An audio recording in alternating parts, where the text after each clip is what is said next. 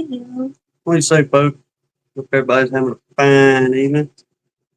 Sit here pushing buttons on their StreamYard. They done got me worked up. I thought we could use our intro and all that, but no, here we are. Anyway, we're gonna get through it, y'all. But like I said, hope everybody's having a fine evening. Having a pretty good one around here for the most part. We tired, boss. Mm. But other than that, all is well for the most part. You put question marks I put again. question marks again. It's getting bad about that. It's not my fault. It's the phone's fault. You're the one pushing the buttons. Well, it's not receiving my communications. Well, while you pushing it, let me get through and holler folks up fast. Uh-huh. I noticed Grayson got in here got first. Pastor Larry. Second, Gary said, dang it. Rodney's good to see you. Keeps filming up there in the fine country. Mike Tang away. DC, dealing with the heat. He ain't liking it much. I don't blame him, man. I'm right there with you. Let's see, I got Rodney, DC there. Deb, good to see you, ma'am. Clay, good to see you, Captain. Let's see, who left? Someone's in here. Mr. Dan Weaver, we got you sitting right here. Mr. Russell Amon, good to see you, sir. Minnesota Mike, how you doing up there? Let's see. Brian and Jen without question mark. We know. That question mark there, yeah. I didn't mean it. We know it's y'all. Red Fish, good to see you, sir. I want to miss nobody here. I just saw something. This chat's moving entirely too fast now. Miss Jan, Miss Leon. Mr. Mike, there you are. I was going to get worried if he weren't in here again. Todd, James. Who else you say? Jeremy. Miss Jeremy, which one? Texas. Oh, yep. Good to see you, Jeremy. Appreciate you dropping by. I couldn't think of the name. This thing flipped up on me here. Yep, Mr. Mike. Good to see you, both. Hey, you took the words right out of my mouth, Lee. I was trying to type out this long time no see. Did we say Todd? We can't forget Todd. Are we blurred? He said either I had a rough night or you guys are blurry. I guess we're blurry. James says we're fuzzy. Fuzzy. Where's that camera? If I were to put my dirty hand up there, everybody see. No good. It's probably because StreamYard's mad at us. I sent their AI a complaint and she didn't know how to respond, so now they're punishing us. Well, doggone, I don't know how to make that thing either. Y'all don't want me pushing buttons. Not this early. Here, let me try this and see if I do. Rodney said it's like a data loss kind of thing. See if that'll work a second. Maybe it'll come back up.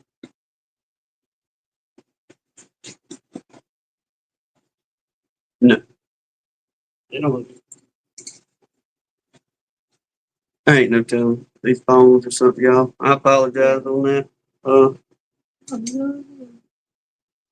Tell you what, I don't know if it'll help if we come out and come back in. Lee's in here. So we try that, I guess. Y'all give us a second. Go get you some tea or coffee real quick if you ain't done that. We'll be right back.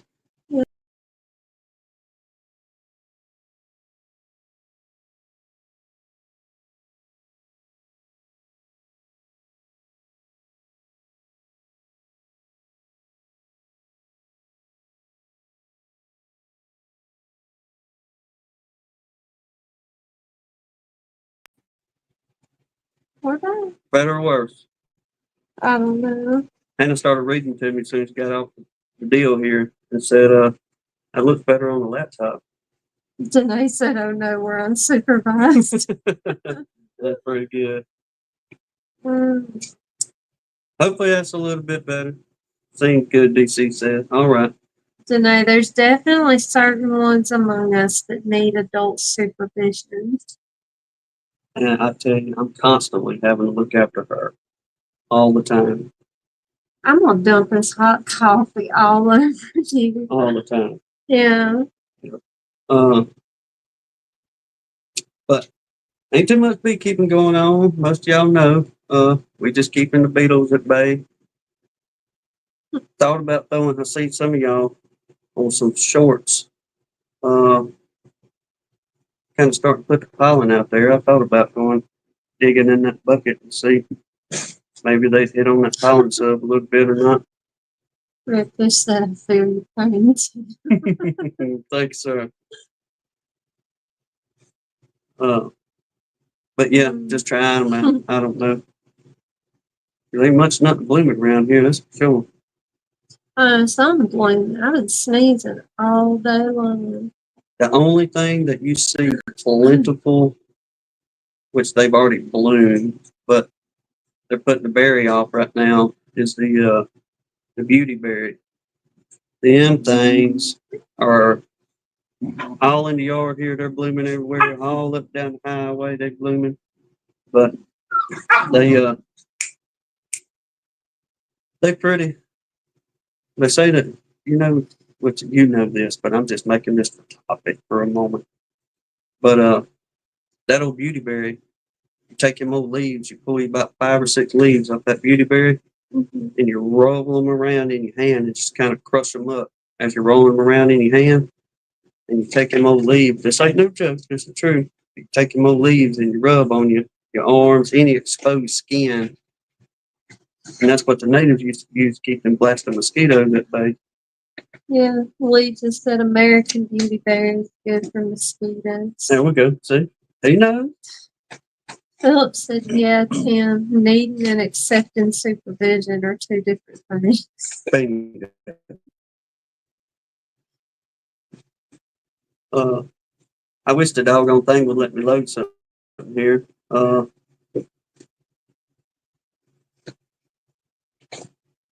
Philip sent some pictures yesterday. He went and seen his mama, and it seemed that they had a fine visit. The pictures that he sent to us, They were really good little pictures. yes, beautiful scenery there, and I can imagine why they had a good visit, just sitting there enjoying that. But glad to hear that, Philip. Appreciate you sharing them. I wish I could get them loaded up here to share with everybody else, but uh, we may stick them on the community page. Anybody wants to see? Really fuzzy. I don't know. Here we go now. Yep. Super fuzzy. Ain't that time. Maybe to come on back. Let's see about it. Now you're fuzzy again. Yep. That's what she was just saying. I think that means you're not old enough to count as adult supervision, Todd. All right. Looks like it's trying to clear up. Maybe. I don't know, y'all. It ain't looking like This is our show. Y'all know. If it's going to go afoul, it's going to go afoul here. it is. It'll be okay. We'll make it. We'll see how long we make it. But let's see. We'll tell Justin again. Had a good conversation with him last week. Mm-hmm. Y'all, Very interesting. I need to get the doggone links to his pictures You up. didn't do that. But no, I haven't put It's a everything. glamour video. But anybody that can send him pictures, y'all please do so on that. It's going to help him a great deal to kind of get things going a lot faster on that app for him. Thank you, Rev. He said we're like bees. We don't care. Yeah. No, I'm laughing at Todd. Blame the fuzzy stuff on the quiet protesters in the back. Yeah, they're messing up our 5G service. Hey, Clay, I emailed you back, but let me know if you don't get it, okay?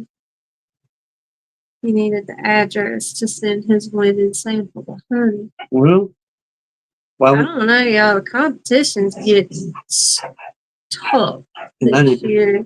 and we're not trying to blow this up. No, I'm just saying, I'm glad I'm not a judge because I'd be hard pressed to pick one.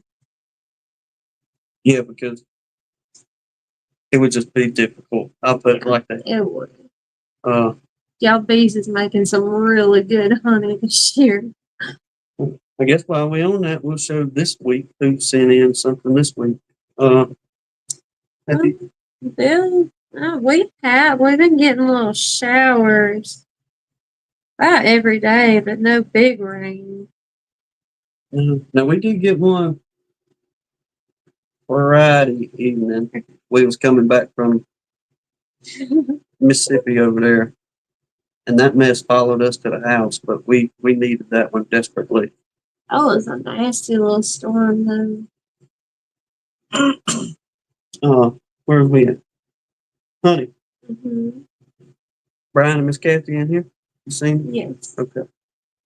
They was the first ones to get it in this week, so we'll take off with them first as well. But I'm gonna say Brian did a really good job putting the deal on here in time to know, making it all pretty. Oh, it's really pretty. Miss Kathy, everything she sent us is all done up real cute like that. Let me make sure. It's some good honey, though. I want to show y'all some stuff, but I don't want to put your phone number out there. Nothing, but I know it's difficult to, I guess, see because of the deal. But yeah, they sent a nice little old jar and everything. Put some old cloth over it. Red fish that and in second place. Yeah. That was pretty good. Now, the 2023 champ,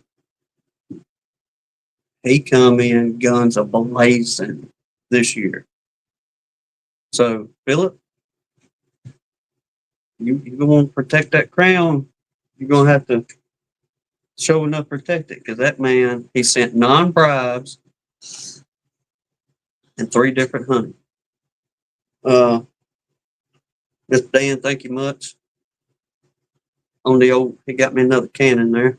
Y'all see that? Set that on in. I'm not going to lose this one because it'll be on the refrigerator at the house. And a fine jug of some Pennsylvania maple syrup. And Yes. this morning, Hannah got up and made some homemade biscuits. She said, "Do you want honey?" I said, "No." I said, "I'm going after that maple syrup this morning." And I loaded that puppy down. So thank you taking much on that, Mr. Dan. But we have thoroughly enjoyed that. I'm going to show his spring honey, 2025 spring honey. Start with. You can just about see through that there. Pretty stuff. Philip said my honey's gonna come packaged with a new bicycle. Yeah. Which one is this one? The summer. This summer. Let me get my fingers out the way. Much darker. That was good too. And then something we've been wanting to try too, and the man sent us some. And this is going into the pot as well. But that's what I went for with my hot biscuit right out of the oven. did he say what it was in here yet? If you're good at honey and critters, name this honey. The only folks, from my understanding, get this in the North Country. I don't think we have any of these little critters down here. But a very unique taste. I'll say that. It's kind of like. Oh my god. I never had it before. I guess it was trying to figure out a way I can explain this. The taste of it. You folks in North Country, y'all had it, so you know what the taste is. But it's that lantern fly. He said if winter 2024 lanternfly is what it's got wrote on here. But Incredible. strong Mm-hmm. to my palate, I guess. Like a notch above, like Keith Spillman's one of those goldenrod honey or something like that. But Not quite, but it's good. it is good, but Oh, it's sweet, but it don't have the sweet taste like you would get. It's got more of the, I don't know, the sure enough honey taste, a bolder taste, I guess is what I'm trying to say. and see, Jeremy, that's something I would like. Tim likes the lighter, sweeter, like spring honey. Yeah, like that to me was much sweeter, kind of Mhm. along our privet or tallow, something like that. Yeah. But yeah, man coming on in says, I'm here to play, boys. It was good though. It was really good. I ate a biscuit with the honey this morning, and I ate a biscuit with the maple syrup for supper. Ronnie said it tastes like bug sweat, I guess. No, definitely not. It was a whole lot better than bug sweat. What was it? Jeremy's here. Algorithm or sorghum. I don't know what algorithm is.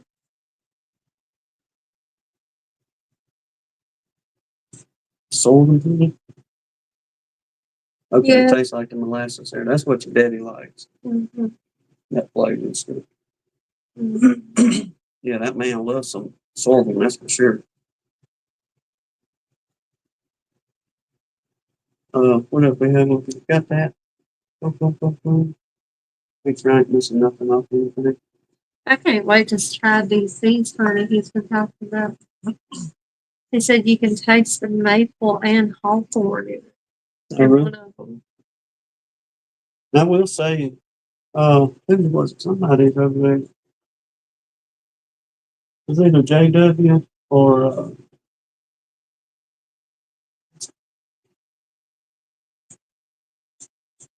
I can't remember who it was. I think it was JW. One of the lighter honeys he sent kind of had a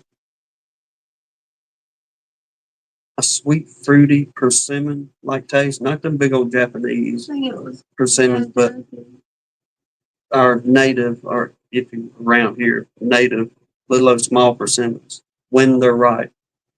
You definitely don't want to bite into one raw, that's for sure. Talk about pucker up. That's rough. Lord knows. That's been a long time. I need to get them kids with that this year. Yeah. We got a whole bunch of them old small persimmon trees around here. I just let them go. They do put off a good fruit whenever they drop, and the deer love them. Mm-hmm. But I try to get them before the deer do. But need to get them youngins with that. Here, y'all bite into one of these puppies. Yeah. Who else we got in here? Like Joey moving in on the end. Good to see you, man. Mm-hmm. What else I got on here? I got the honey. Justin.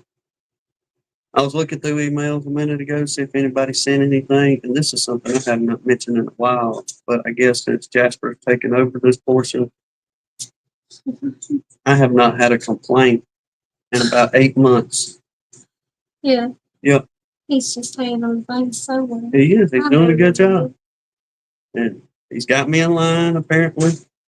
So I got thinking about that, and I was like, Lord, I ain't had a complaint. Wow. So y'all send them on in if you got one. Let's keep it quiet. Well, to do me good. Yeah. Yeah. You need something else to complain about. No. Listen to somebody else complain about something about me. Maybe. What else we have on here? All right. Prayer list. DC, did you have something I seen earlier? Are you just happy to be around today like the rest of us? Thought he had a praise report or something like that. But y'all, we're going to do the prayer list. If there's anybody we need to add to or take off here, let us know. Thank goodness. Been hearing some good news from some folks. So, Bill asked earlier how Jamie. uh, we went to. We had to go take care of some business. There's decisions having to be made, and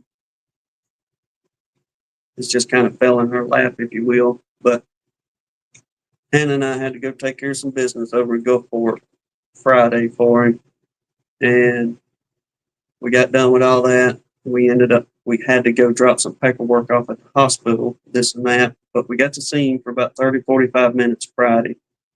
And outwardly, he looks much, much better. His color looks good. His scarring and everything's healing up pretty good from that surgery. But his mental state is still very compromised, I guess, the best way to put it. Once again, he knew who we were, things like that, but immediately trying to talk to us about something, he would just deviate off into nowhere near what he thought the conversation was or what had happened in years past or something. But I will say they are, in a very good way, being aggressive. And I don't mean that in an ugly way by any means, but as far as his physical therapy and occupational therapy, those therapists are being very aggressive. Being very intense.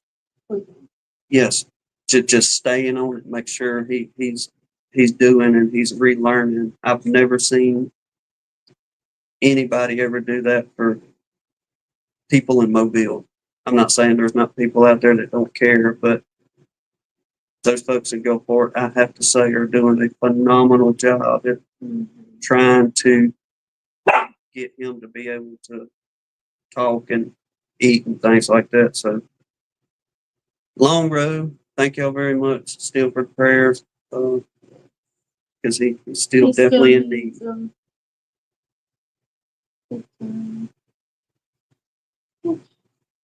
Why you fumbling through that? DC says keep his mama Jim in prayers. Good wishes, please. Jim is not doing real well.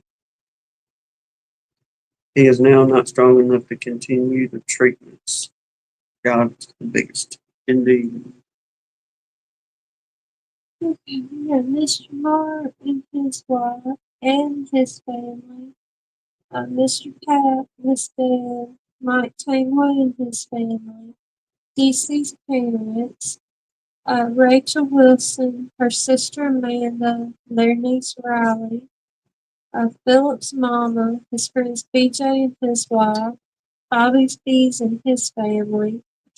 The Gandy family, Hillbilly Earl, Miss Leona, Steve Amos's father-in-law, PJ Hanley, Catherine's son and his family, Sarah and her family, Mr. Randy's mother-in-law, Miss Janae Wood, Kenneth and Chris Wilkinson, Terry Bertaland, Redfish's wife, Miss Janet, Kenneth Allen, Miss Dolores Pepperucci, Denny Ray, Miss Brenda Chief Larimer's wife, Steve-O, Rodney Middleton and his family, Philip's cousin's family, Dan Garrison's daughter, Miss Jolene, Clay Bunner's little grandbabies, Chief Larimer's cousin, Mr. Russell Amon's wife, Miss Brenda,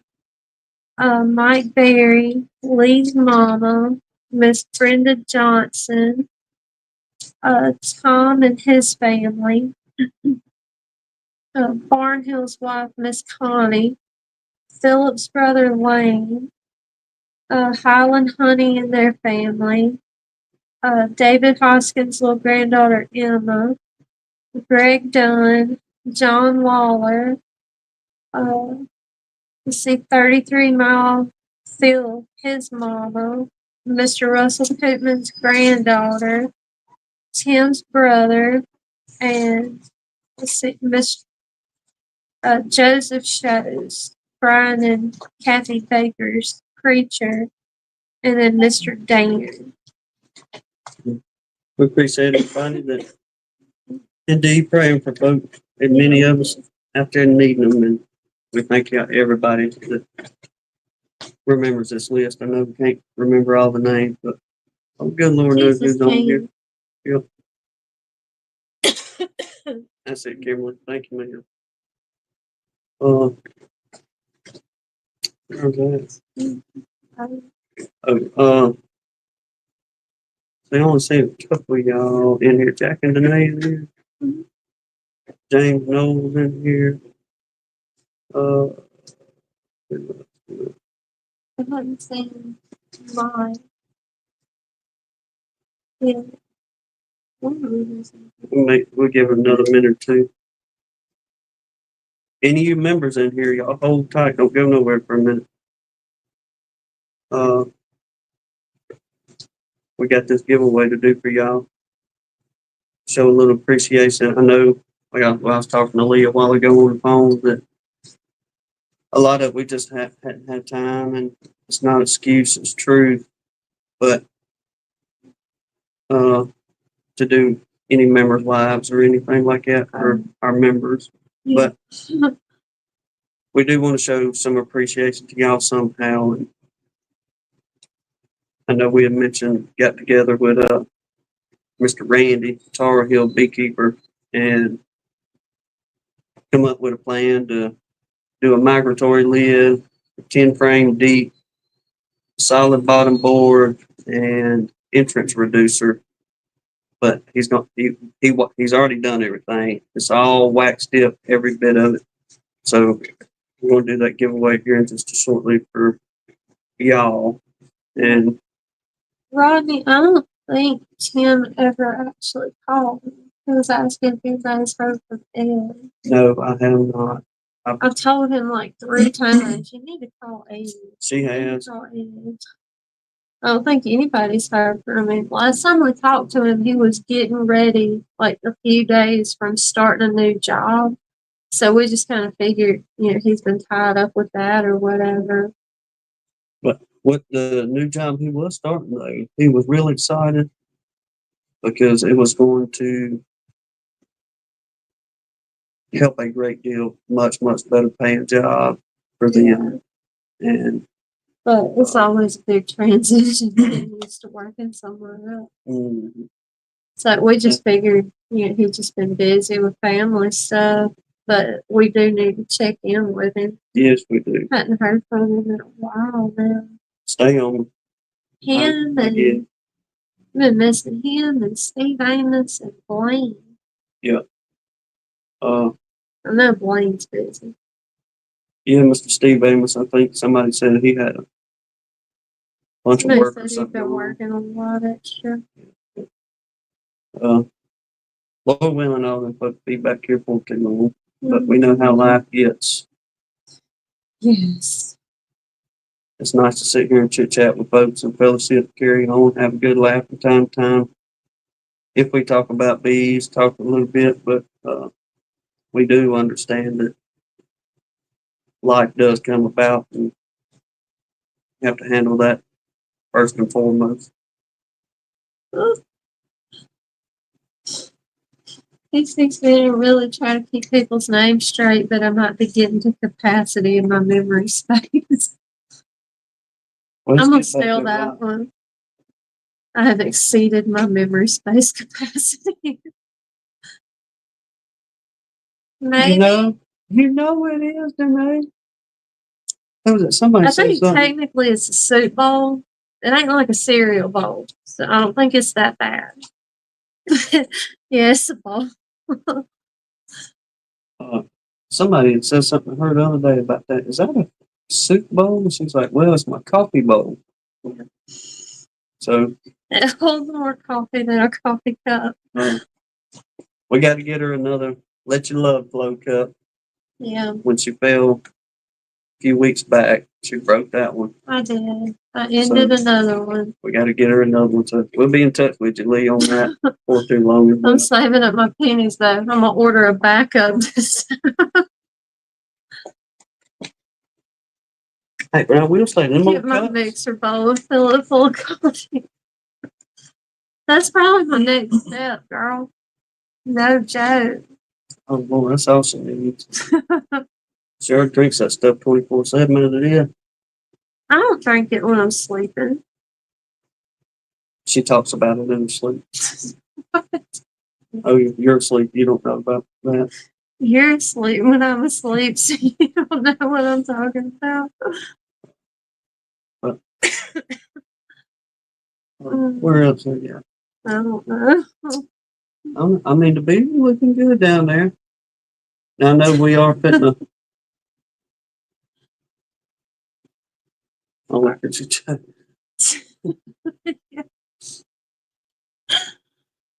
I like Barnhill's idea Hook a straw to to that the puppy. coffee maker. That's about what you need. I wouldn't complain about that. Look, it'd be every 45 seconds because that's how long it takes that little machine to make one little cup of coffee for her. So, Poor Rodney. If you come change this dirty diaper, I'll buy you 2 cups of coffee. so just make sure it's Yellowhammer coffee if you're Yeah. going to go out and purchase it. I know y'all don't have one of them anywhere because they're only here in South Alabama. But I'm not a coffee drinker, but boy, they got some good coffee up in that place.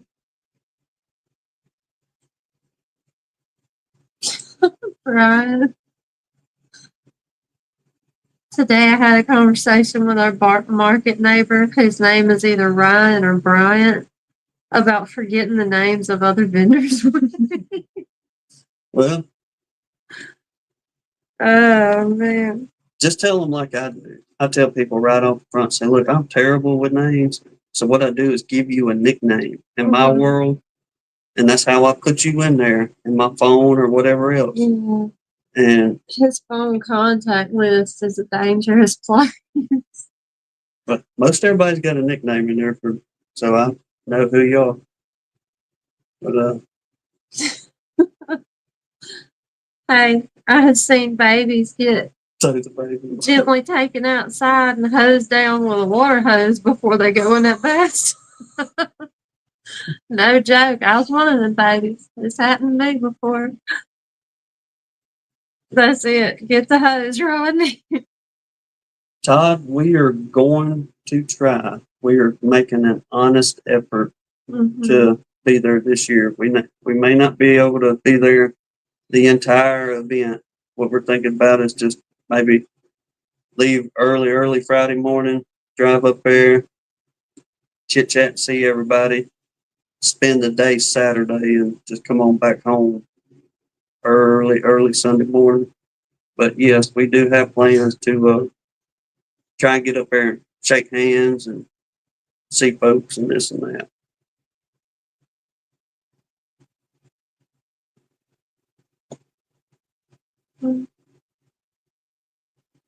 But yep, Lord willing, we'll be able to make it. Like I said, I want to shake hands with many of you. And pretty well everybody we've met so far, it's just like they are on the camera, this and that. Good folks. Some of you, I will say, do cut up. When we get on the phone, we have some interesting laughs about stuff. And it's like one of them, y'all heard the other week, Todd telling his story about the old cuckoo bird he had in the crock pot and this and that. But yes, have some good story.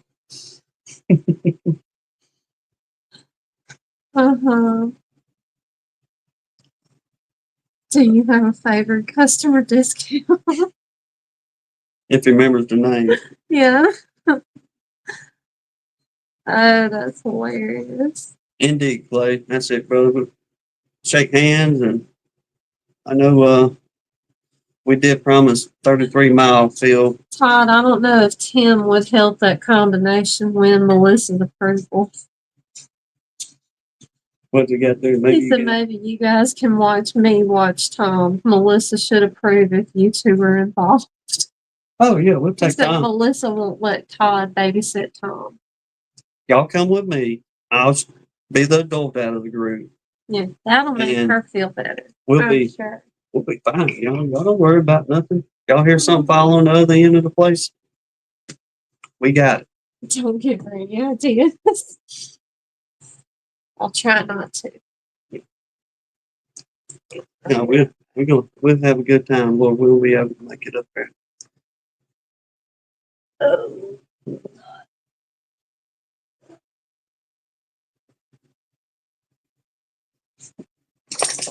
Well, there won't be a bunch of buttons for me to push, so for the most part, we'll be all right. Everybody pretty well be safe on that end. It's just Jack and Danae. Hannah wants to know if y'all gonna try and make it. She had to get up and stretch a minute. This and that. But I guess while you doing that, for our members, we'll go ahead, Lee, we'll go ahead and put that wheel up there. And we'll go ahead and knock that puppy on out and open up chat. Any of y'all would come in, this and that. But we got all our members in there. I think it was 11 of y'all. I think it is something like that. But this is for the hive and everything that Mr. Randy's got fixed up. So I guess Lee, go ahead and hit the button. We'll see who gets it, and whoever the winner is, we'll get in touch with you. If you don't get back in touch with us within the week, I say we'll spin again and see whoever it is after that. But yeah, hit the button. We'll see what happens, Lee.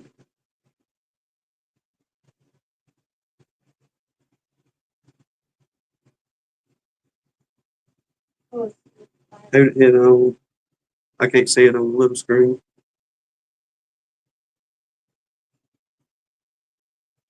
Breezy's Bees. There we go. Congratulations, Breezy. Reach out to us. Will you put the email in there? And we'll give you to the end of the week to get a hold to us with an address and all that good stuff. And I'll make a post on the gun line thing too. That way, never mind. Lee's got a banner going on that puppy. Awesome. Thank you, sir. But if not, they don't claim it. We'll spin next week and see who gets it. They say I'd show the pictures of it, but it won't let me show the pictures.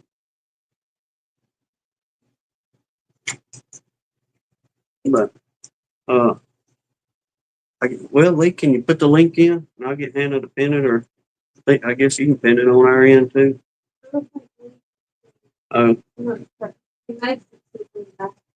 But anyway, we get the pin. Y'all want to come in, chit chat, fellowship, tell us about it, tell us about the bees, whatever y'all want to talk about. We'll get into something. Till then, like I said, if I was on the beekeeping end, ain't too much going on. Girls are looking good. Numbers is looking fine. The only thing, like I said, I'm kind of tempted to go out there and throw a little bit of pollen sub to them and see what they do. But I don't know if I'm just kind of anxious and want to jump the gun on some things. Because they was bringing in quite a bit of pollen about a week and a half ago. But they seem to really only be bringing it in early to mid-morning. Then it's like I guess they're backing off doing that and trying to find some blasted water somewhere to cool off with all this wonderful heat we've had lately.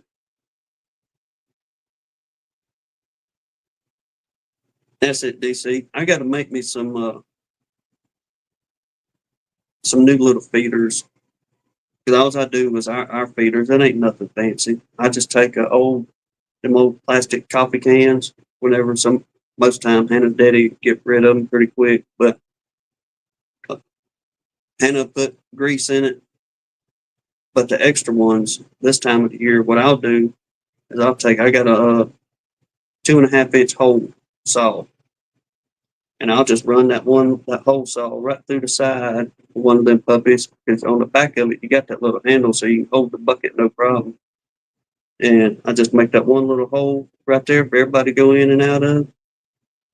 Throw pollen sub on it, put the lid on it. They good to go. And they stay pretty dry for the most part.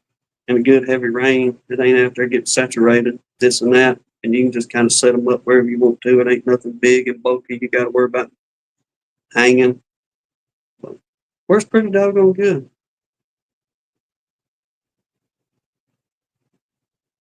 That's what we're going to do, DC. Just throw I don't know, just a good little old dusting in the bottom of that thing, and maybe mix in a little bit of that Apis. I think we got a bag up there in the freezer, and it seems that if you keep it in the freezer, it seems to keep much, much longer and much, much better, especially after you open it. But if not, then we'll wait. Don't know what the goldenrod's really going to do, because it's up and about, but it ain't nowhere near like we've seen it the last few years.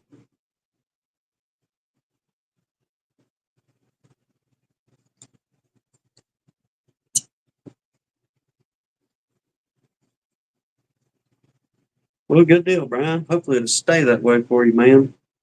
So I've got my April guard in Friday and Saturday. Only saw one queenless colony. Everyone else looked solid. Good deal, bro. Lord willing, it'll stay that way for you too. Get everybody going fed up pretty quick. I think ain't y'all a lot of y'all in the North Country, y'all fix to get a little bit of a cool down according to the weatherman. Y'all know how much they lie. But looks like some of y'all gonna be getting down in the 50s and 40s in the next couple of days. I was picking at DC a while ago about that. It'd be about end of October, early November. We might start seeing them 50s. All right, Lee. Thank you much, brother.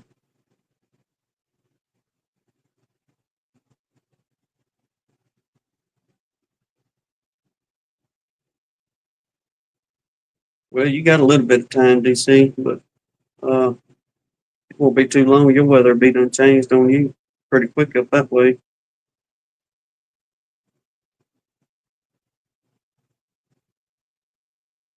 Brian and Jen, I invite the cooler temperatures by all means.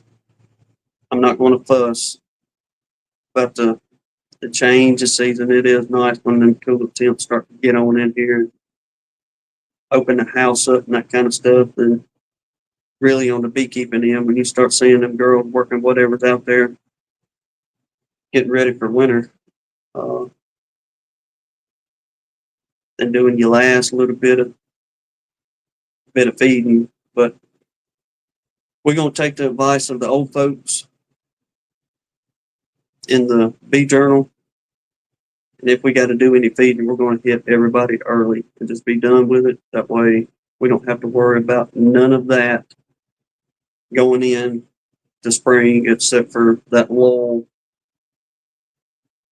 in spring to maybe have to put a little bit of feed on it until things go to blooming good.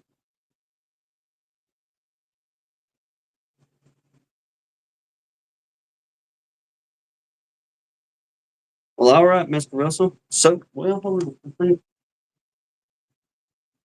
on the cream honey end, so far this year, I think, let me make sure. Y'all go nowhere. I can go right here. Uh, yeah, it's just one cream honey so far this year, and that's from James Noel, J&D's bees. But so far, it'll be just you and him on the cream honey end. But she'll definitely, I know as soon as she tries it, she'll be happy to put a little additives in her coffee there.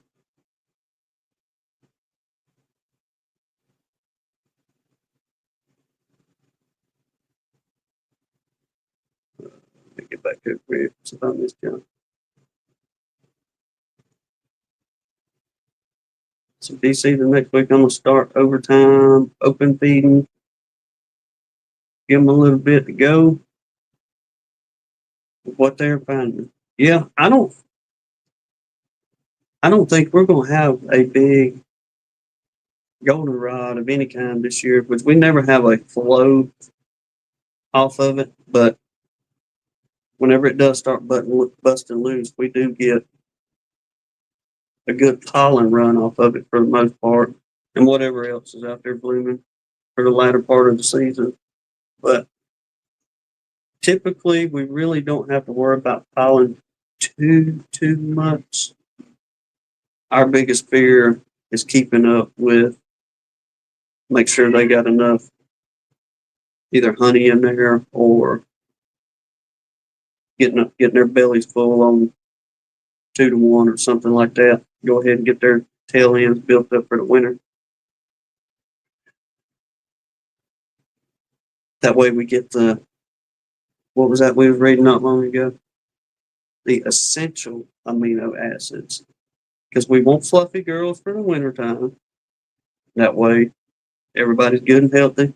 How much weight we can put on them, better off they'll do, according to the science.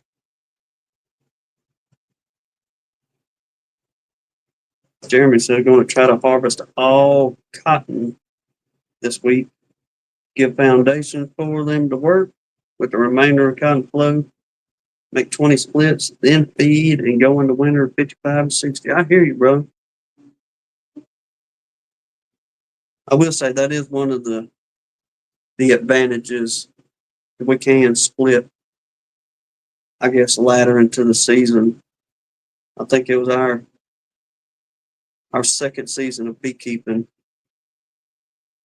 It was about this time of year I called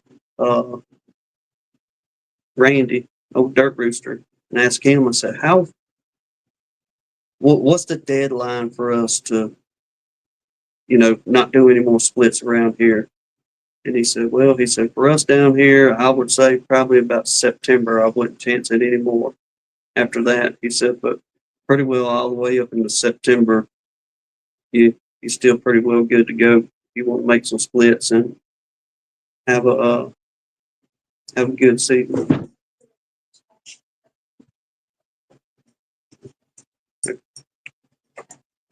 Chris, she's around, bud. She just had to get up and stretch for a minute. She'll be back over here with us for too long. She just, with that brace and all that mess, she has to get up and move around quite a bit. That's all throughout whether we own this camera or not. It's kind of been her routine the last little while. Just bothers too much to sit in one place for too long right now.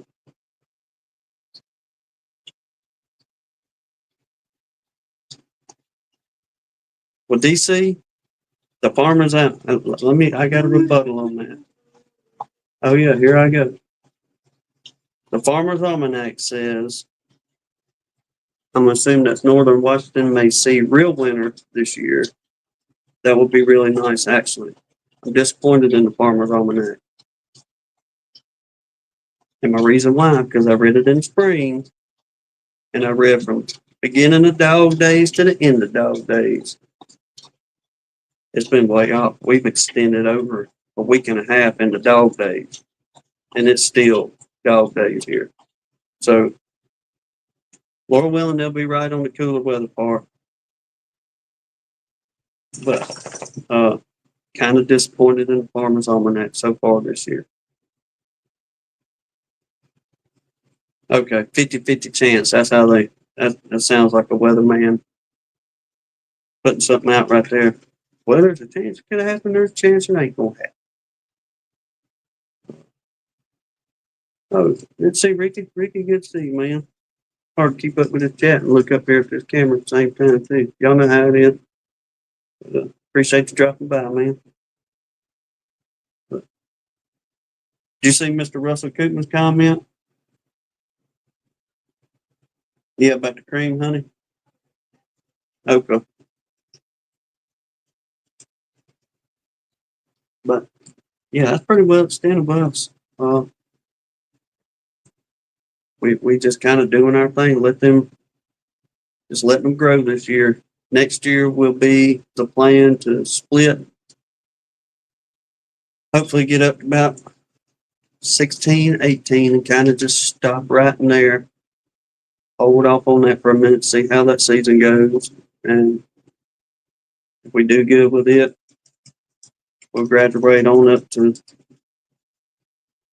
I don't think I really don't think that we really want to fool with no more than about 25 colonies right now. That's plenty for us to keep busy. That'd be plenty for us for a honey flow, uh, and be able to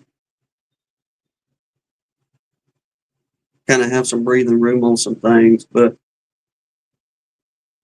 that'll be the goal for next year. So far, this year's goal has been going good, especially thanks to ones like Mr. Russell Heyman and them that helped get us to that little jump start early in the season.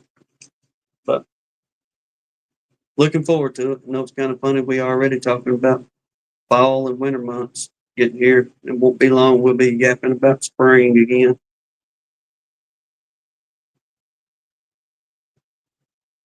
Good deal, Miss Sarah. Current colony count is 22. Walking on sunshine, the woman says.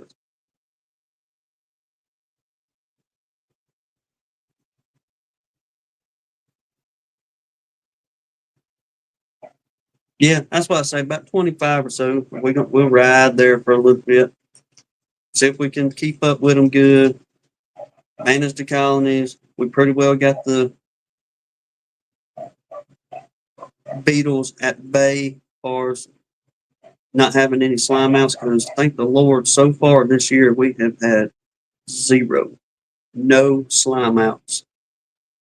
And we're going to continue to keep on doing what we're doing to keep them little buggers out of there. It's working well for us, and we can just apply that to 20 more colonies next year, then we'll be doing all right.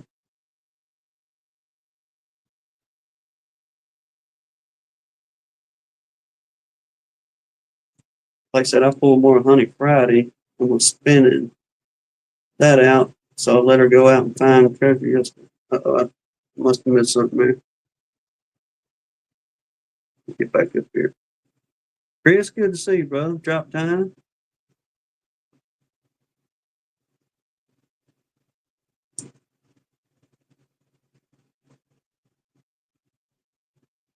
Uh,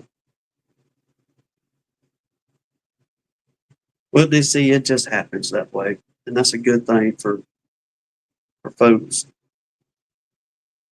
Once again, I know a lot of us glad to see you was able to do good and have you a fine season this year. I know there was a couple ups and downs on some things, but had you a good season, my friend. Lord willing, he'll be able to carry on into next year. What say, Tom? Tom and Melissa? See, somebody else. Man, Gary said, pulled my final honey today. Is there anybody else? Let me ask y'all this. Is there anybody else that just does spring and summer, pull your honey, and then we've done this ever since the beginning. And whenever it comes to whatever y'all got after you pull your last little bit for summer, do y'all just not touch it anymore and not try to go anything for the fall? Basically, whatever they bring in after that, do y'all allow them to keep that allotment, if you will, to carry on into winter and on through winter? All right, Todd says he does. There you go. All right, Gary says the rest from my girls. DC said he done taking honey. All right, so several of y'all pretty well do the same thing. Just make sure the girls have got plenty to addle on through with.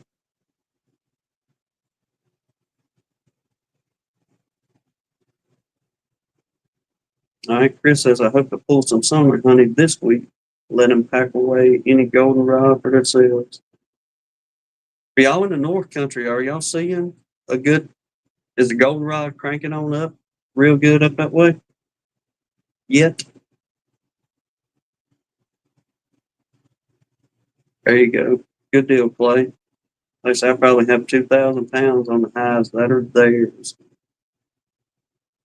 Well, I mean, that's your insurance for them girls. That way, okay, if anything, they got plenty of honey to pull on. If I got to throw them a patty or something like that in there later on, no big deal, so be it. But it is good to know you have that insurance to taking care of. That way they can carry through. All right, Barnhill. So I will take one more pull. Girls have enough, and I don't leave the parcels on.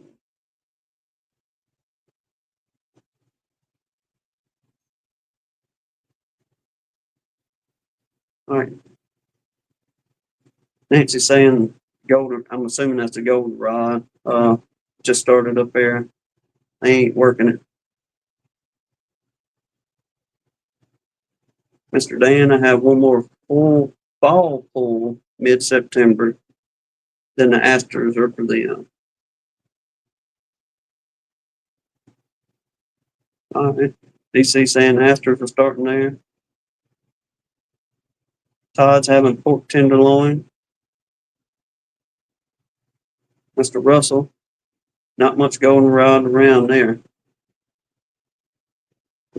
Back up. Drop time.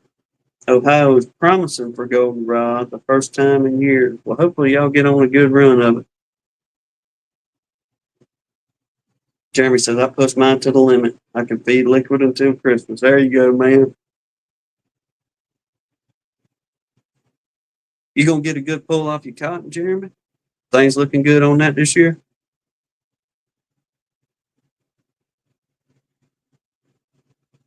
All right, Mr. Dan Weaver, early goldenrod is out, but the bulk will be at the end of September. See, many of y'all saying them asters are fitting to bloom up that way, or on the verge of it. Why did it hide the? How do I unhide that? I'm sorry, Kimberly. I was pushing buttons. My bad. I should have undone it.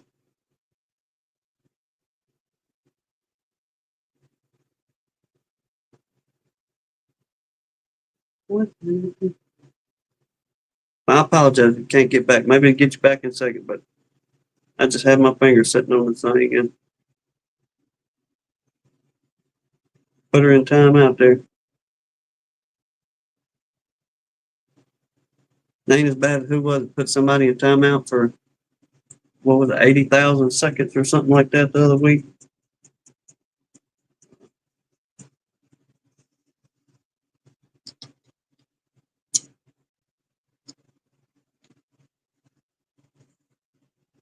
Let me get back up here. Let's see. Nancy got a question. What was that? What is bald brood? Any of y'all help her out on that? Bald brood.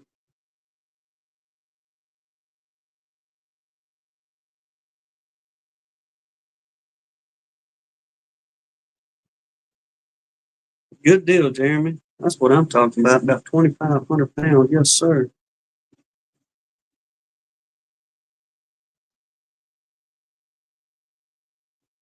Yeah, that's a good run.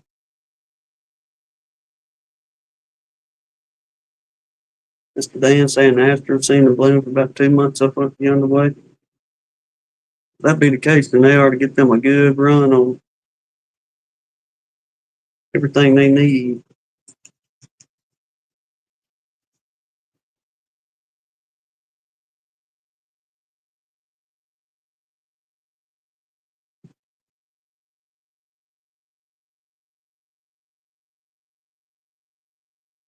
See, Clay 2,000 pounds. That's on the hives. Now it's sourwood. It makes it hard not to harvest some and feed them. Uh, Tom, everybody is doing phenomenal down there. They got some good numbers. Heavy bearding between everybody right now. Even with we did put screen bottom boards on a couple of colonies this year. Just test driving that and see how things would help out on the old beetle situation. But yes, everybody's doing well, brother. Got the six still out there. We know which ones we're going to pick from. If everybody makes it through on in the spring, we already know which ones we're going to take and do our splitting from and try to continue those genetics from those girls. Two of them, in which those are the two that come from old my buddy Lance. They I think we're just going to kind of let them run their course, if you will.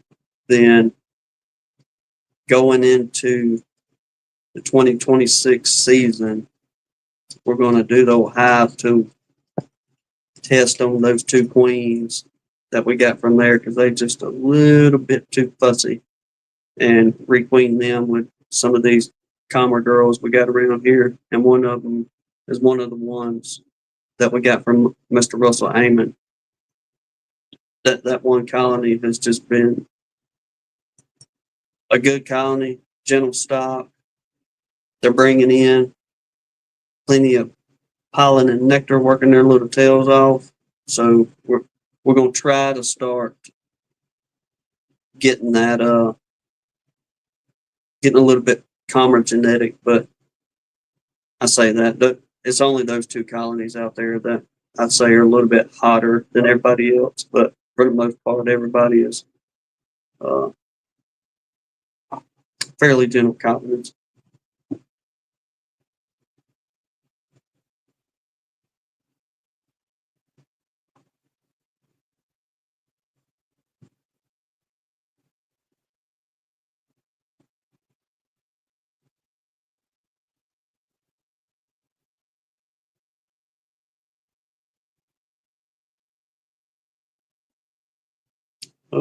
Let's see.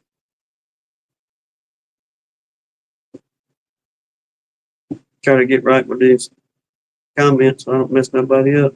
Uh,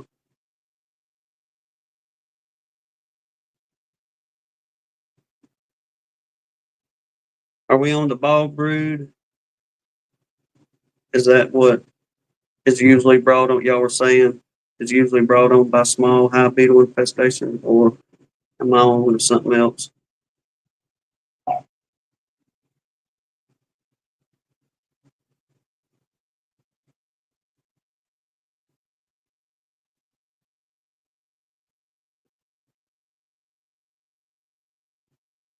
Okay, bald brood.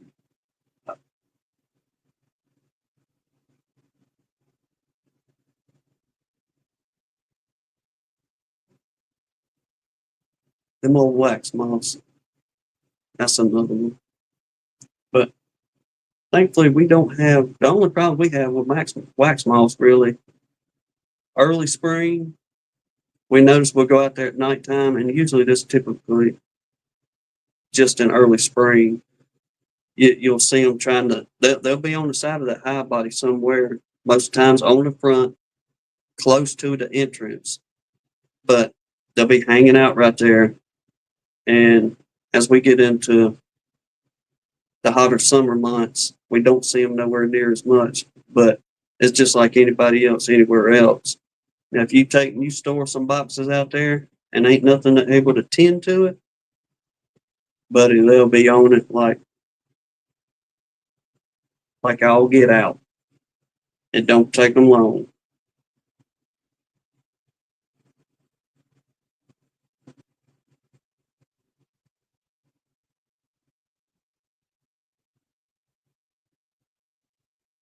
I don't know. I have to check into that myself on the ball brood, educate myself a little bit more on that, see what's up with it. or what signs to be looking for. But if it's anything to do with wax moth damage, I think what really starts helping us is when we go to doing the mixes of the peppermint extract and we add that eucalyptus in there. Uh, I think that eucalyptus helps keep their tails run out because even in the very, very beginning, before we even found out anything to do with peppermint, an old timer that knew the butcher and the bee man around here, he was the one telling me how he remembered the bee man explaining about eucalyptus drops he would put in his beehives to keep. He said, I don't know the name of it. He said, of some kind of moth that gets in them things. And he said, old Mr. Gibson would just put them eucalyptus drops in there and he never had no problem after that. So I think that may be why we don't see a bunch of them during the summertime because we don't really hit them with the peppermint and eucalyptus extract until we go to seeing the first signs of the beetle. Once we start seeing that first sign of the beetle, it's full on after that until the winter season gets here.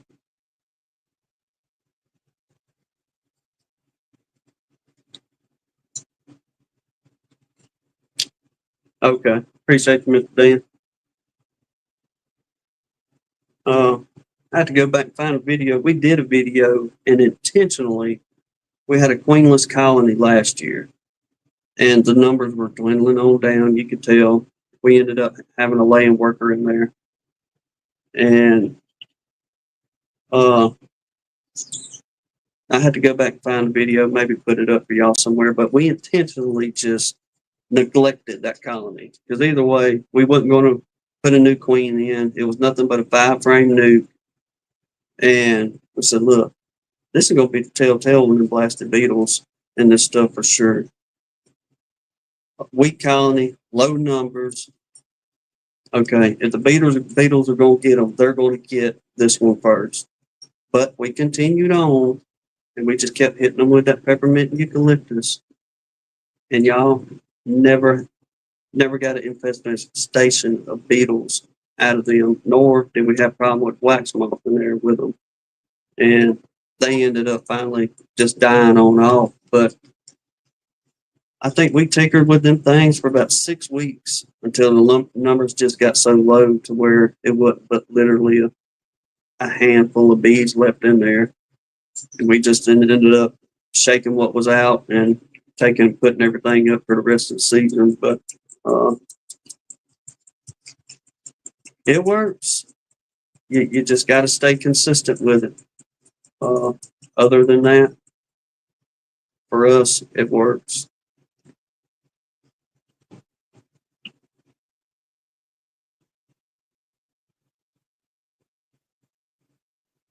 Like Gary's saying, that's the quick and best thing to do if you're dealing with them wax moths. Freeze their behinds. Just go on and clear you out a spot in the deep freeze or whatever you got. Stick them in there for a day or 3.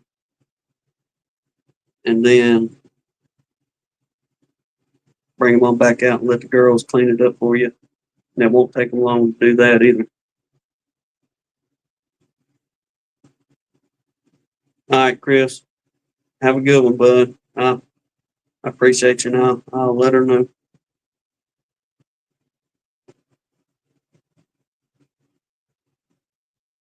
DC says, I honestly think my vented lids help with the wax moths. The vents are screened, and I would not find wax or, and I will find the wax moths on the screens, but not in my house.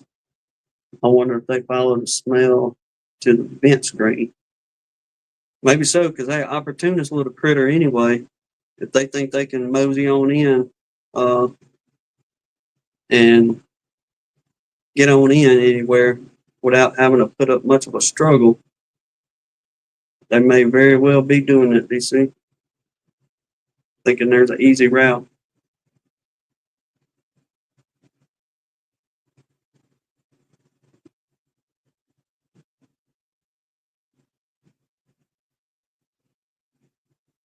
All right, Nancy says she freezes hers at -6 for 6 days or more.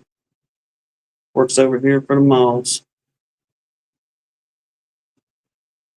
Well, that's a good place to have them. That way, like you're saying, they ain't in the colony. So I'd much rather go out there during the evening time or nighttime and find their tails up there and just put the thumb on them and be done with it. Uh, is there anybody that uses, and I think I asked this one time before, but I couldn't remember, but anybody that use, y'all know them old mosquito zappers everybody used to have back in the day? Does anybody stick them out there to draw them moths in and try to unalive them that way?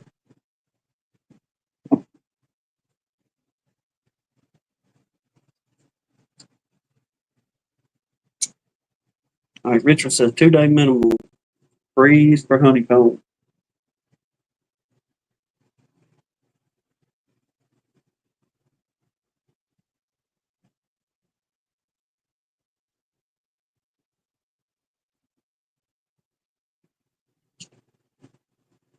Well, there you go. If you somebody that's got some room, I mean, go find you, look on the marketplace thing or something like that, and find you one of them old small cubic, whatever they like. I don't remember how many cubic inches they are, but a smaller one where you could put maybe 3 or 4 deeps or something like that in there, or enough frames to just delegate that thing, just in case you get on that, or if you get on small hive beetles too, it helps with an infestation on that.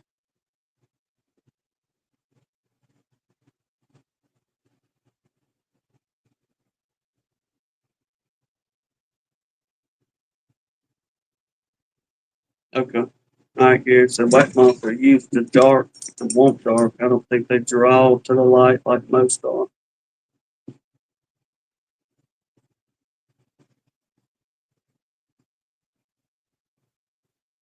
Them bats will pull on them moths. That be the case. I need to build some bat houses. We got plenty of them little rascals around here too.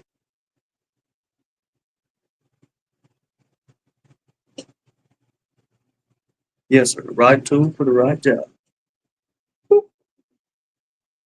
Or if you got your hive tool, you really have fun with it then.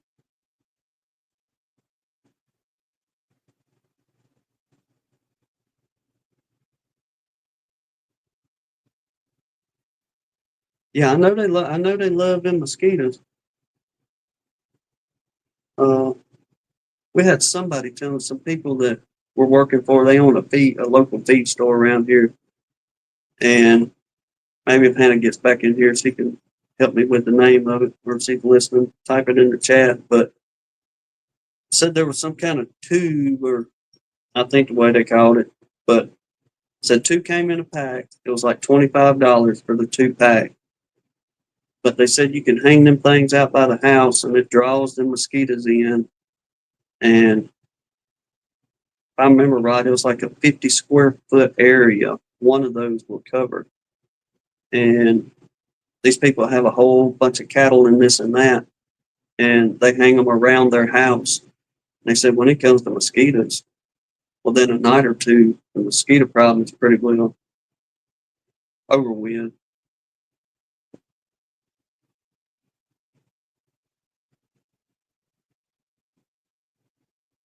Yes, Gary, that is a huge help. That's how we stack ours. Turn them puppies on the side so that light can get through there. And we keep, I don't know, about a 2 inch gap in between them on ours. You might be able to push them together, but we always like to try to keep where light can come in at every single direction. And when we stack our boxes, we'll kind of stagger them a little bit the way we got our little setup in there. We pretty well, we got enough room for what we got to stack anything. And for the most part, we don't have very much wax damage.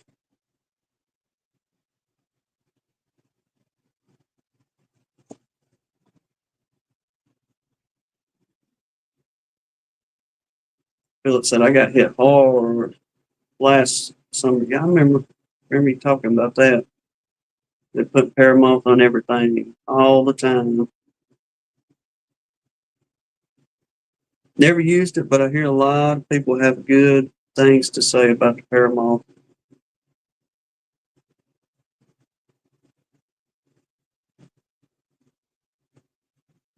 Yeah, we used to do that as a kid, DC. We'd wrap a tennis ball in an old sock, tie a knot in it where that old tennis ball wouldn't come out. And right just about as that sun started going down, we'd take that old tennis ball and throw it up in the air, and then bats would come down and latch hold of that thing.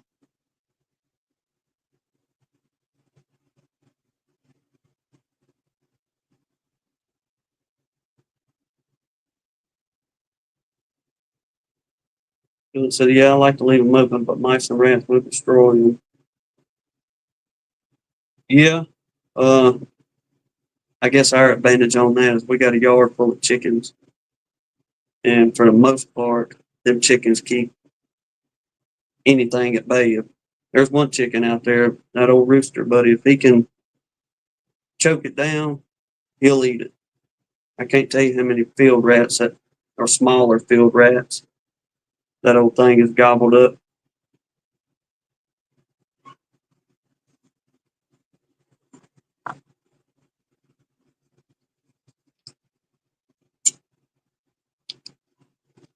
It's like we always battling something, some kind of blasted critter or something, just to keep things rolling. If we ain't battling the M, we're battling the A's. I'm sorry, Todd, but I had to say it. We battling the B's or the mice, blasted field rat.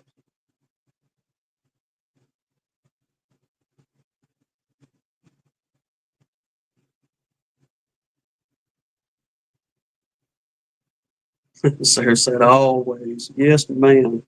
Constant battle. That's the one thing that as you kind of we've learned this the hard way, but and I know many others have as well. But uh,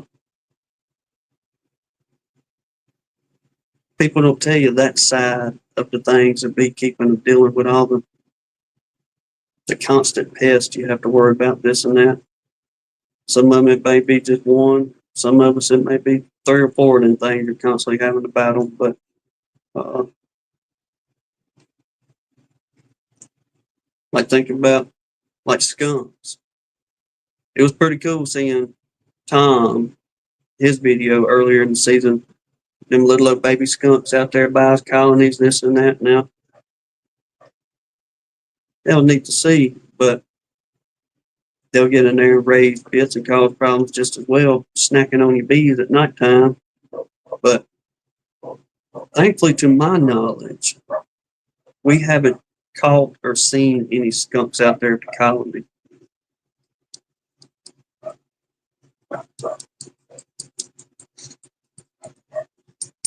I guess one of the biggest predators that we've seen out there is after we got bees, we didn't see any tanager bird, or we just didn't pay attention. But early in spring, the red and yellow tanager, we'll see them show up. Then they'll just kind of migrate on later on. But throughout the season, the old fence lizard or them old green anole lizards, which we let them get a snack every once in a while. It ain't no big deal for them to get them a bee here and there. But them old green house lizards or the old anole, them little things that they'll just post up right there on the side of the box, and they get so used to you down there, they just kind of look up at you like, man, just go and leave me alone. I'm trying to hunt right now.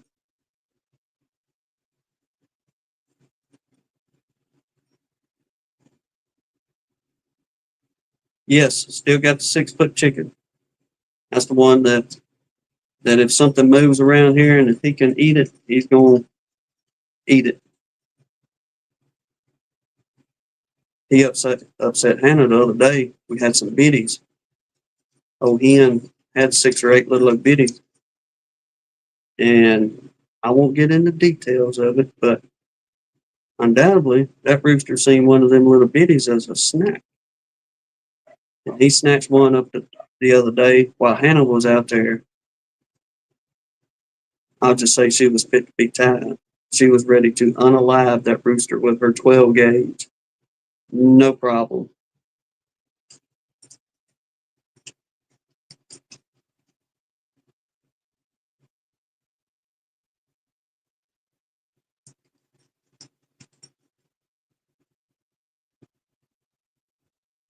Yeah, and that drone cone, like Gary's saying, that's our goal right there. If you can get the cone drawn out, then get it to where you can get it through the season, the winter season, without no critters or anything getting in there. That's the lifesaver. Being able to get them girls boosted up and going much, much quicker. Uh, Going into early spring. No DC, but she wanted to. She was not happy.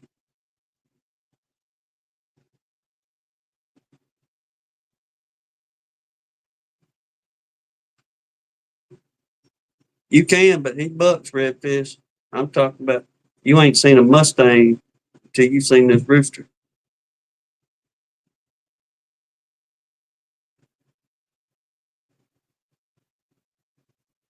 Yeah, he's about 6 hands high.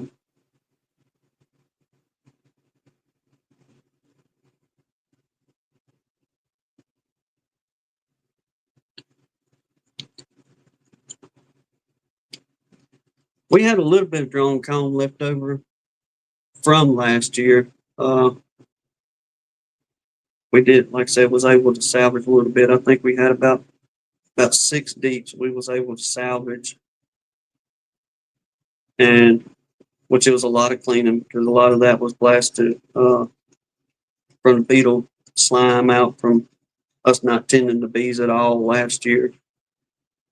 Uh, but we got all those cleaned out, put up, stored for the season.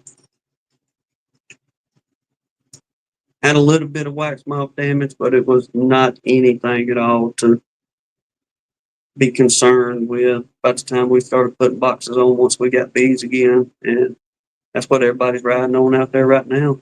Is that old cone from last year. Uh,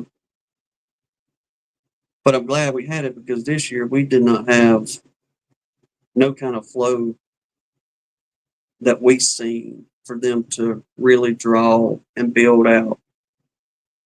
They drew out a little bit, but it wasn't nothing to brag about by no means. So to being able to keep that cone in y'all's conversation there, if you can save it, save it.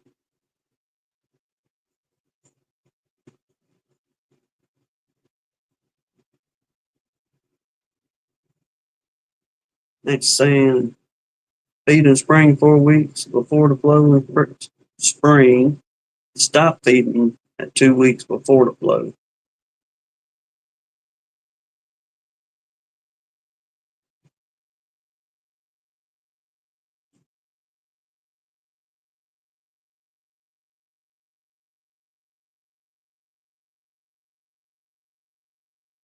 Mm. 4 weeks before the maples, I'm in snow.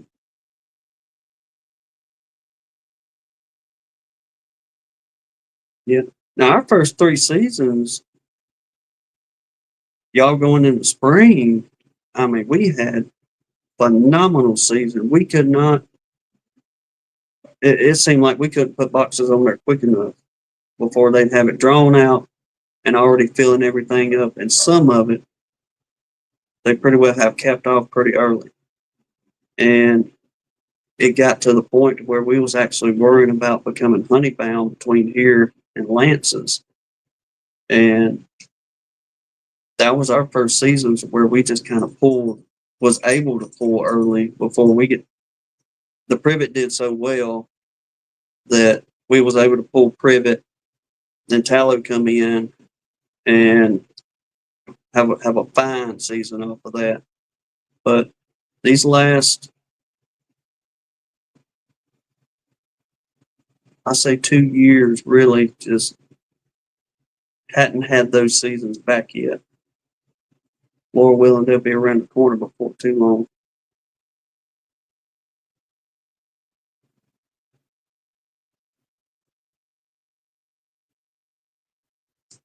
That's a bummer, Gary. Gary's saying here you don't have drawn comb for supers. By the time they get it drawn, the flow is over.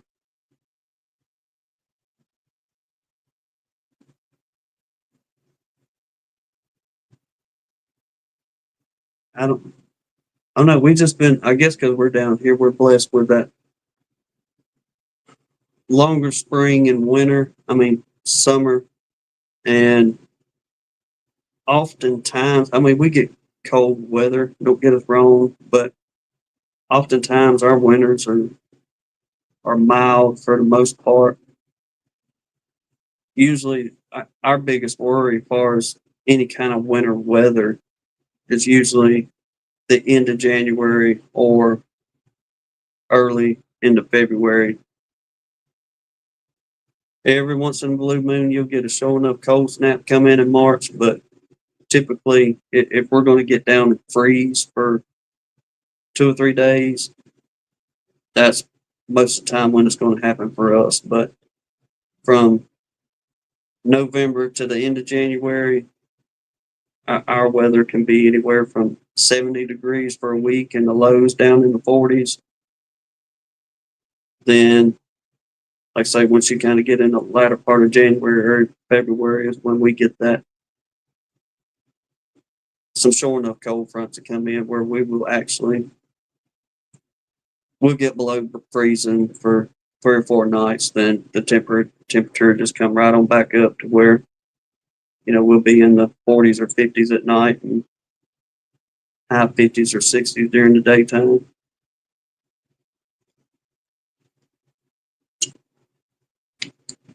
But in a lot of ways, I ain't going to complain about that because I enjoy the cooler weather on that end. But uh, it is nice, I guess, to kind of knock down the mosquitoes and everything else just a little bit, getting those cold fronts moseying in. But we'll see if the almanac's right this year.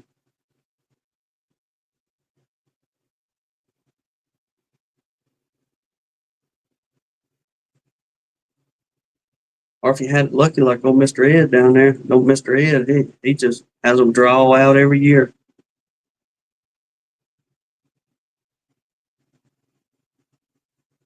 But they got it going on down there in them bayous and them swamps. Uh,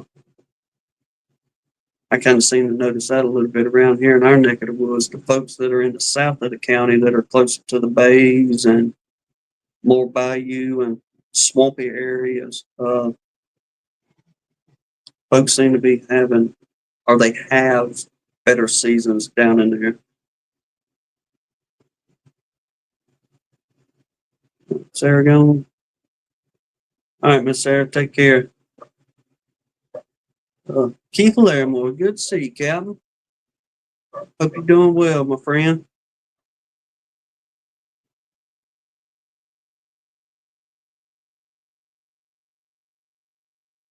Nancy, we're in South Alabama, just north. We're about 30 miles north of Mobile.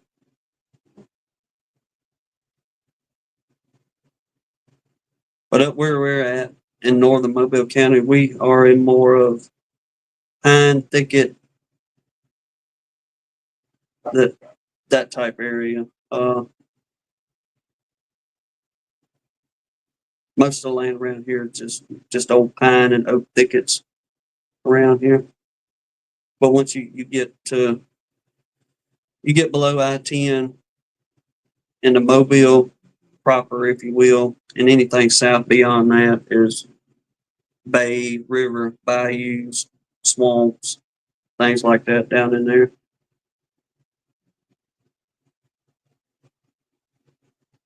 Good deal, Larry Moore. Brother, hope you get you a good pull off of it. If there's anything like that swarm season you had this year, you ought to do pretty doggone good.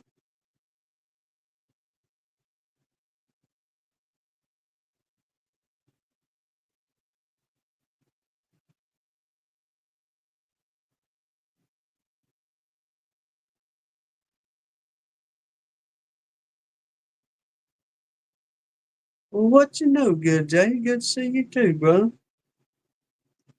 How things over there in the fine country of Georgia? It's been a little while. How's them pecan trees doing? You planted, what was it, year before last, whenever it was last year? Hope them old pecans and everything's doing good for you, man.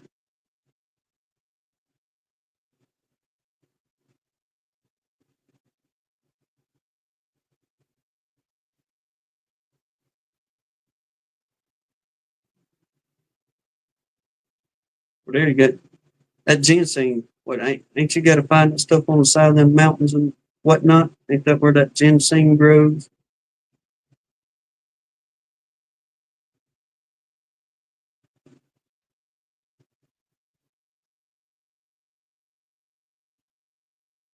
I know we definitely ain't got no like got any of this part south. All right, Joey, take care, brother. Appreciate you dropping by, man.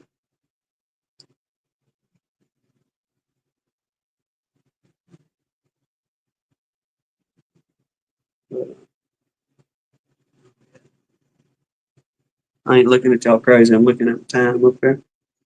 Uh,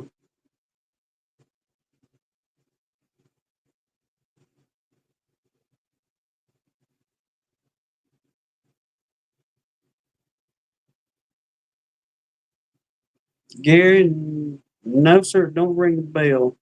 Uh,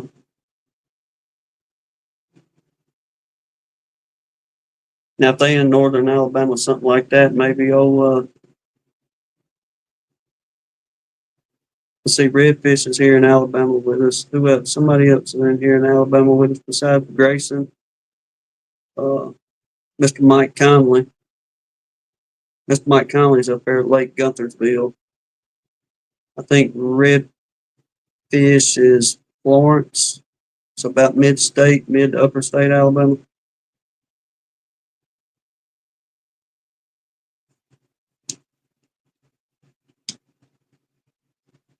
Oh, Nancy working on her lantern fly. Uh, yeah, this is it. Mr. Dan Weaver sent some for the to regain his crown in the honey contest. Sent the let's see what 2024 lantern fly, winter 2024 lantern fly. What he sent. Uh, Good stuff.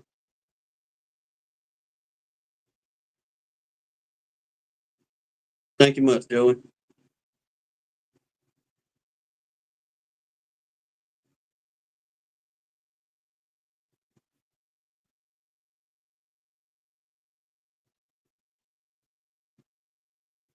Okay, on that ginseng, it's just like shade, but the big stuff is way back in the mountains.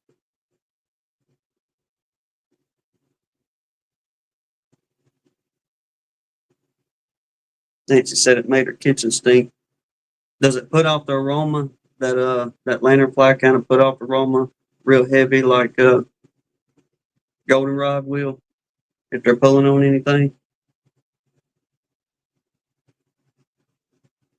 Okay, Alphaville. Yeah, it's gonna be a good piece north of us up there. We're about by the way the crow flies, if you flew due south, we're probably about 60 miles from the Gulf of America down there or to Dolphin Island if you flew due south from here.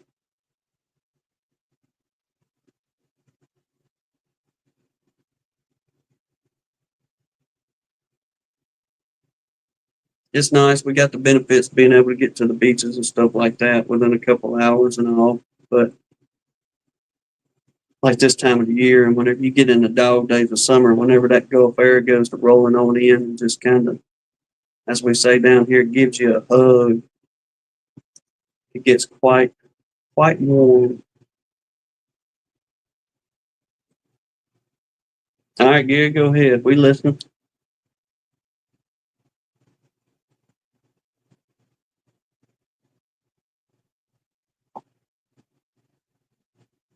But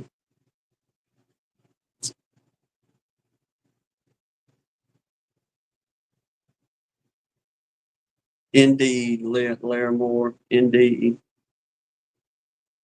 It's pretty to go look at for a day. Then I want my tail back to the house in the same day for the most part. Hannah, she loves the beach, but there's no way in the world that this one here can live on the beach.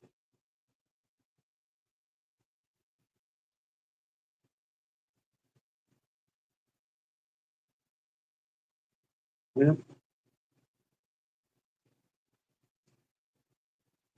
let me see if I can get that thing to pop your comment up on here. I can see it on the little screen there, but I can't see it popping up on this bigger screen here. Mm-mm.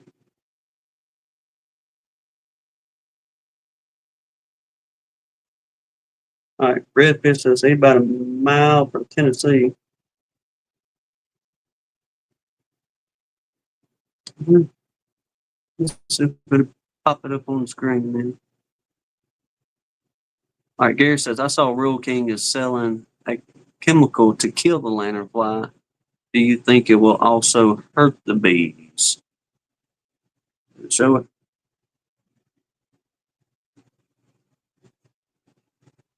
There we go. I don't know. It ain't showing on the comments here.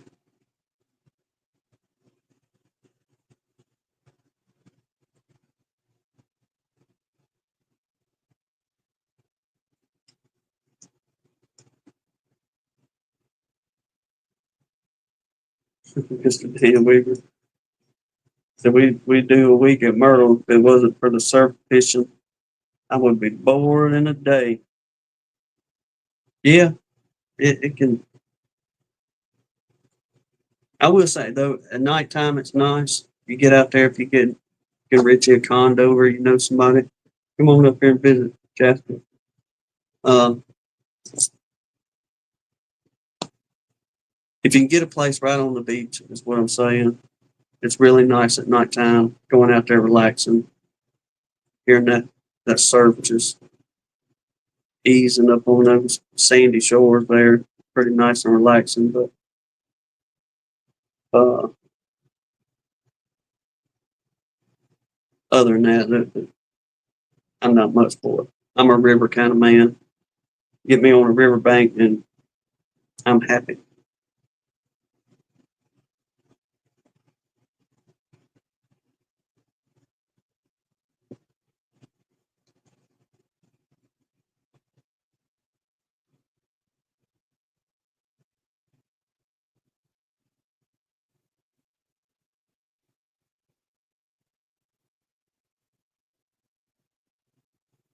Gary's saying, I'm betting they were rushing to be the first to get something out of control on lanternflies without researching the effects on the bees. There's a good chance on that.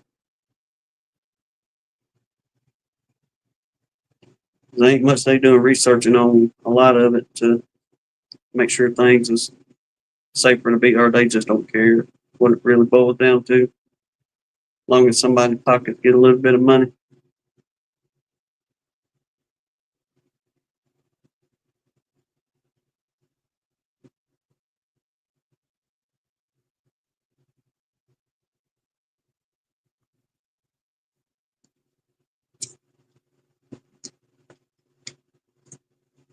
Oh no, we got enough invasive species down here. That's all we need is another critter to start moseying on in to create issues. Now, whenever we do, from time to time, now we will get a good run on some honeydew, but that's just them little aphids putting that mess off, and it'll drive you up the wall with your ride, especially if you park under a tree. You come out the next morning, all you'll see is little dots of sweetness all over the hood of your truck or car.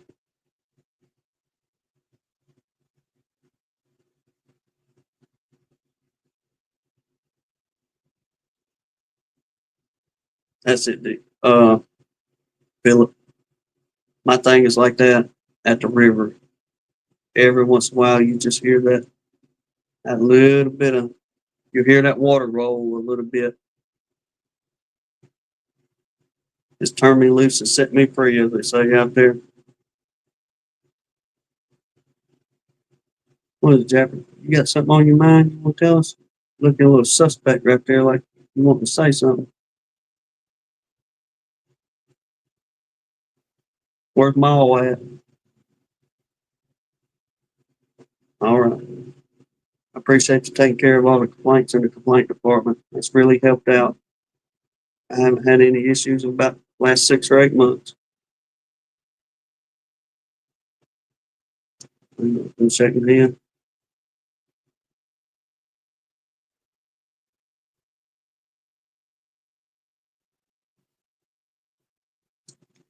Oh, Larimore here. I know I could Google it. Do y'all know if porcupines bother the bees?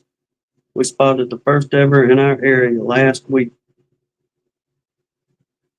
The only thing I know about them porcupines is you don't want to go out there and pet them.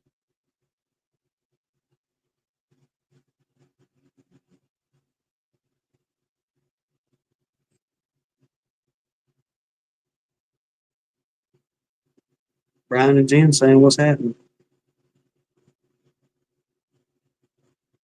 You look up and tell them, hey, John got pretty face, yeah. I know it's not playtime. I'm not playing right now. We're on TV right now, okay? He likes I just grab him on the cheeks for him. He thinks we fixing to wrestle or whatever. Mama ain't here to protect him.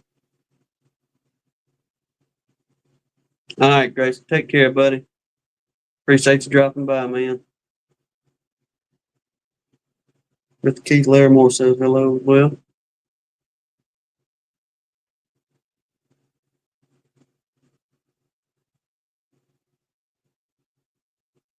Uh-oh. Mr. Dan Weaver says, Keith don't know about it, they'll bother the bees, but I can tell you they will eat through T111 at the cabin real quick. Oh, no. Oh, no.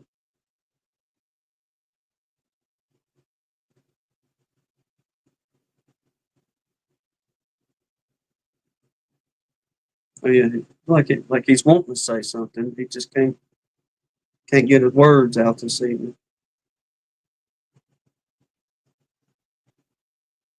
You want to tell him how you've been getting in trouble just running down the hill, chasing everything you can? You don't want to talk about that, do you? But, well, y'all, I guess Miss Hannah had to go lay down a little bit, but it ain't gonna be too long. We're gonna wrap this puppy up here before too long. Get ready for the work week. I know everybody's excited for the ones of us got to go to work. Looking forward to it.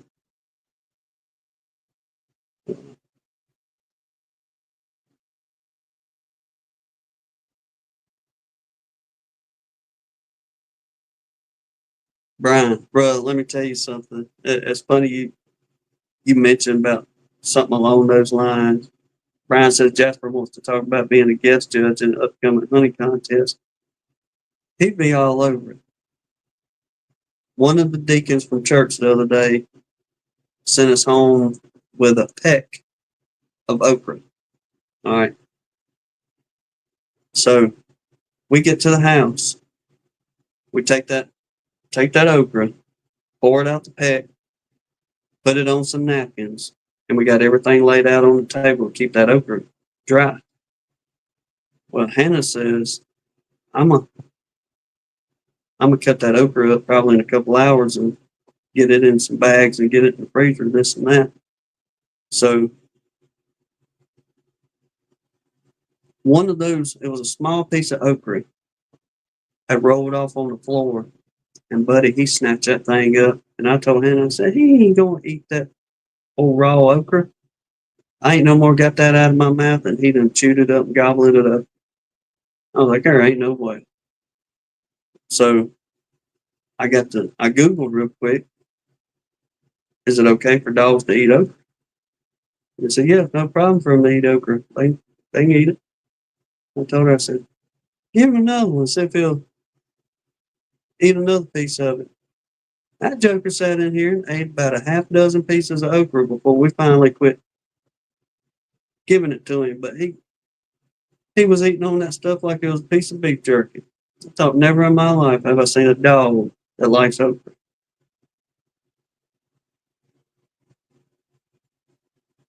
Yes, sir. Love some pickled okra. Hannah's gonna make a batch of it. Probably in the next couple of weeks. She was talking about making a good, getting me about, I don't know, maybe 10 or 12 pints of pickled okra to put back. But yes, love it. Now I don't like regular pickles, but I like pickled okra.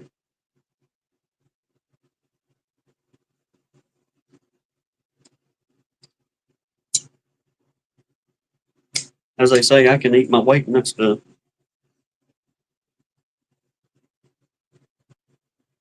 especially when it comes right out of a garden locally. Y'all know how it is. Ain't nothing better than something coming out your own garden. Or if you know somebody that gardens that just enjoys to do it and passes things off to you, it just tastes better. Yep, that's what they were saying. Put or how many pizzas?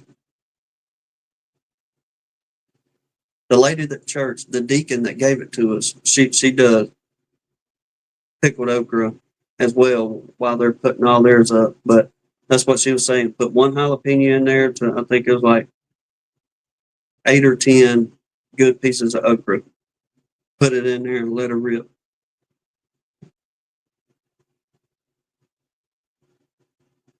So I got a cat that eats honeydew melon.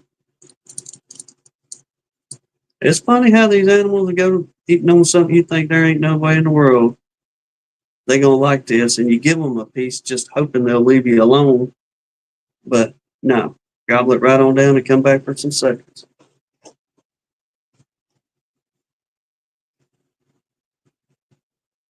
Steve, I had to check that out, brother. I like me some old Jerry Clower. I got on a kick of him not too long ago, listening to him for a few days. I think we'll listen to that tomorrow. Keep your eyes open. We got about 5 minutes left, and you have your spot. That look on camera just looks pitiful.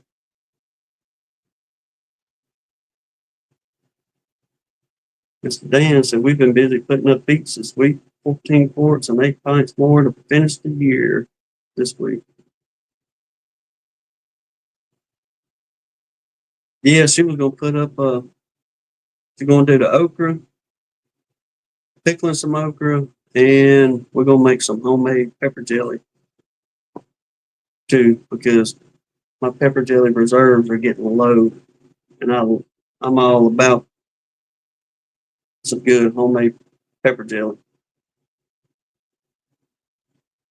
Because all week this week, and I think for 3 or 4 nights, we ate the exact same thing. But for you people in the South, especially you Alabamians, y'all know about this. But we went and got us some hickory smoked Kaneka sausage, bell peppers and onion, and Hannah sauteed up bell pepper and onion and some butter, and this and that, cooked them babies down nice and pretty. And we had that Kaneka sausage to eat with it. But I told her, I said, look, I said, grab that pepper jelly out of there and let's see how that tastes on these bell peppers and onions. And my heavens, we ate it again the next night, and then we stopped and got something to eat the following. And the last 2 nights, we still got a little bit of bell pepper and onion in there that we didn't finish off from yesterday, but we got to mixing it with that pepper jelly, and oh my word, about to make you tug, slap your eyes out. Look at ain't he pitiful?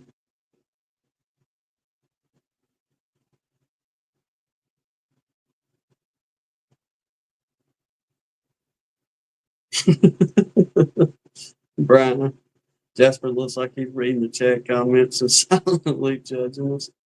That's hilarious, bro. He's mad because, yeah, I know. I'm in Hannah's chair, which he usually piles up and gets in about this time of the evening to take his first nap for the night. And then he'll come in there and get on one of our sides of the bed right there and sleep. But I usually run him out of my chair here. He just don't know how to react.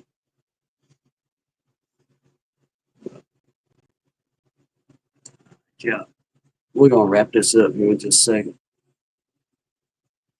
Make sure I get on my right deal here. Oh well, never mind. It won't let me do the outro. But yeah, I think we're gonna wrap it on up, y'all. Uh, Appreciate everybody watching. Hope everybody has a good week. Be praying for you, brothers and sisters here on the prayer list. Uh, Lord willing, we'll see y'all. I think Grayson's going to be doing his live chat tomorrow. So everything works out. We should see y'all over in there. And till then, God bless you. Lord willing, we'll see y'all on the next one. Y'all take care. You want to tell them bye? No. Y'all take care.